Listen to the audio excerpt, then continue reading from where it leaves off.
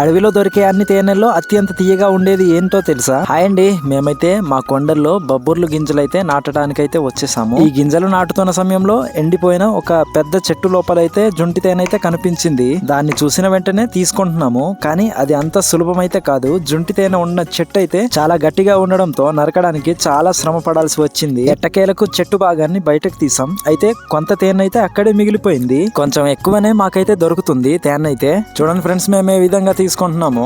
ఇదేనండి జుంటి తేనె. ఒకసారి అయితే చూడండి. ఇది చాలా చాలా తీయగా అయితే ఉంటుందన్నమాట. మాకైతే ఎంత దొరికిందో ఒకసారి మీకైతే చూపిస్తాను. చూడండి ఫ్రెండ్స్, మాకైతే ఎక్కువనే దొరికిందని చెప్పాలి. మేము దీన్ని తీసుకొని అయితే మా అక్క వాళ్ళు ఉన్న దగ్గరికి అయితే వచ్చేసాము. సో మేమైతే అందరం కలిసి ఈ సహజమైన జుంటి తేనెనైతే రుచి చూసాము. ఆ రుచి ఒక్కసారి నోట్లో పడితే అస్సలు మర్చిపోలేము. అడవిలోని ఎన్నో రకాల పూల మకరందంతో తయారైన జుంటి తేనె నేను రుచి చూసిన వాటిలో అత్యంత తీయగా అయితే అనిపించింది. సో మీరు ఎప్పుడైనా తిన్నారా? కామెంట్ చేయండి. Bye friends.